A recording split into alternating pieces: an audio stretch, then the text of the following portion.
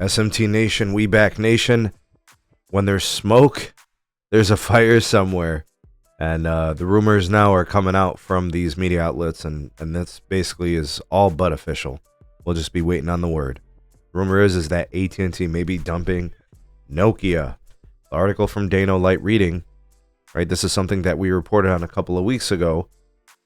Now we've got multiple sources corroborating the story. I think the rumor is real. All right, this can basically put a fork in it. It is done. All right, let's talk about it here. Article will be linked in the description. AT&T dumping Nokia. Ways to support the SMT if you guys are interested in showing your appreciation for the content here on the channel. Find those in the description as well. All right, so the rumor appears to have picked up a lot of steam. AT&T will be dropping Nokia. Now you have industry analyst Earl Loom indicating as such. All right, now you're going to hear them speak about this as speculation, but folks, we've got pretty high confidence in this now. All right, so quote from Earl Loom.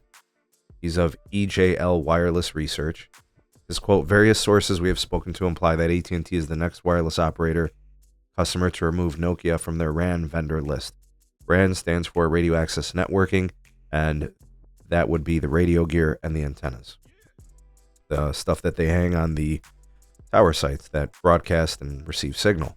All right, so if you kind of look at the trajectory and if you look at the timeline of how things have played out, T-Mobile started doing, what is it called, like Project Excalibur, where they were switching a lot of Nokia markets to Ericsson. And then you look at Verizon and they completely dumped Nokia for Samsung. And then the rumor here is that AT&T would be dumping Nokia, going exclusive Samsung across the entire country, which is crazy. Right? Think about it.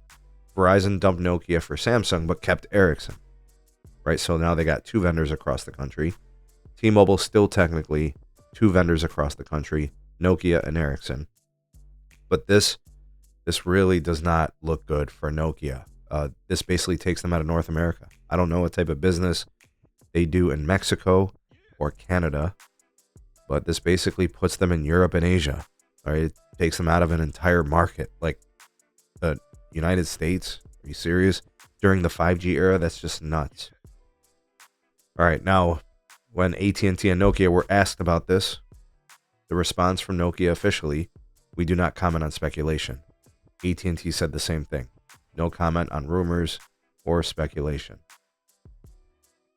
But folks, I can tell you, when you put the pieces together, the AT&T and I think T-Mobile also have not been happy and satisfied with the products, with the RAN network gear from Nokia.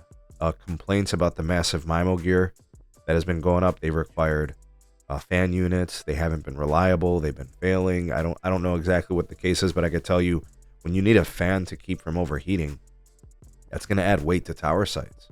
That might be restricting or modifying leases, which isn't going to increase cost and reduce efficiency, right? Especially when we look at power consumption. These towers run all day and night. They don't shut down.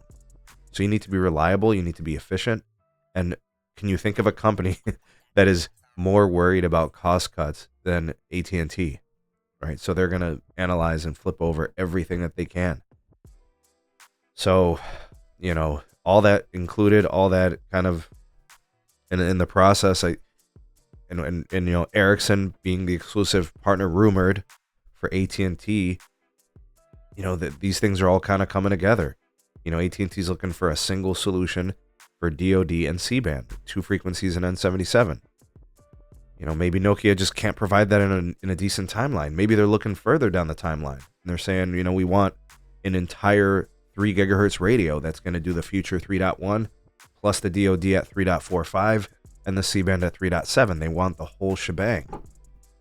All that's a possibility. All that's a potential outcome here, right? And since Nokia is out of the Verizon lineup, and since they've been kind of reduced in the T-Mobile lineup and now potentially eliminated from the AT&T lineup, this does not bode well for them.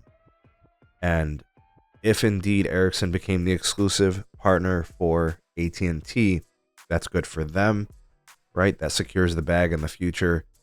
I don't know. You know, you got supply issues. You like to put vendors up against each other for the sake of competition. There's other factors there. But folks, I think we're going to be hearing an official announcement from AT&T very soon. And of course, this is a Friday news leak, right?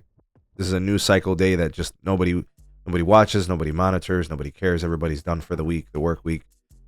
But expect some action Monday. Expect some action Tuesday. Expect some action Wednesday. Something by no later than midweek or end of the week, I'd say. What do you guys think of all this? I can tell you right now. So I'm in Ohio. I'm Ohio. Pennsylvania, I think, is also Nokia market for AT&T. So is Ohio and Michigan. Well, that's going to go Ericsson, and it's going to take years to make that conversion work, and it's going to be costly. You know, Ericsson will be fronting the bill on some of that, I'm sure, and AT&T will be somehow in the long run saving money, you know, or else they wouldn't have did this, you know. But interesting to see how it all plays out.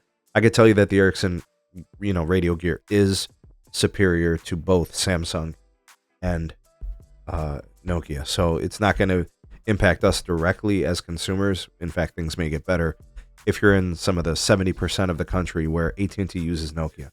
But tell me about your thoughts and opinions on this, how this all played out, and how you think it's going to play out here in the near-term future. Love to hear what you have to say on this. You all the voice of the people, the SMT Nation. Let your voice be heard.